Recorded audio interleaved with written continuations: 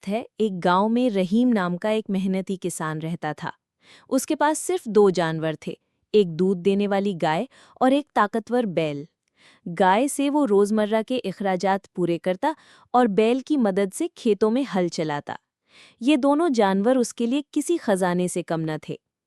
एक दिन अचानक उसकी प्यारी गाय बीमार हो गई। न वो कुछ खा रही थी, न दूध दे रही थी। रहीम बहुत परेशान हुआ। उसने गांव के हर दरवाजे पर जाकर मदद मांगी, उधार के लिए हाथ फैलाया, मगर किसी ने उसकी मदद न की। उसके पास इतने पैसे भी न थे कि किसी अच्छे हकीम से दवा ले सके। एक शाम वो बहुत उदास होकर बैठा हुआ था।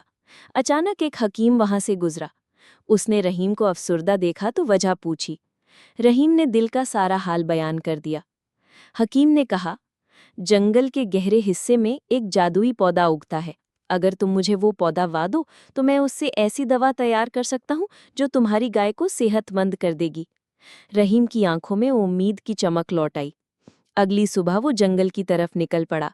सारा दिन सफर के बाद वो उस मकाम तक पहुंचा जहां वो जादुई पौधा उग रहा था।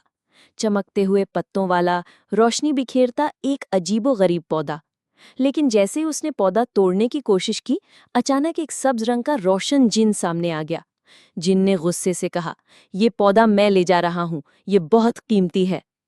रहीम घुटनों के बल बैठ गया और रोते हुए कहा, मेरे पास कुछ नहीं बचा, मेरी गाय बीमार है, वो ही मेरी जिंदगी का सहारा है, सिर्फ इस पौधे से ही वो बच सकती है।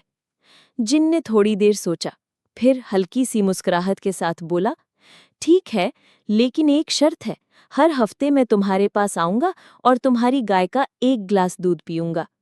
रहीम ने खुशी खुशी हामी भर ली और जिन ने पौधा देकर गायब हो गया। रहीम वो पौधा लेकर हकीम के पास पहुंचा। हकीम ने उसे पीसकर एक खास दवा तैयार की। जैसे ही गाय को वो दवा पिलाई गई, चंद ही दिनों में वो बिल्कुल ठीक हो गई और दोबारा दूध देने लगी। अब हर हफ्ते वो जादुई जिन आता, एक गिलास दूध पीता और चुपचाप चला जाता। मगर हैरत की बात ये थी कि जिस दिन जिन आता, गाय मामूल से कहीं ज्यादा दूध देती।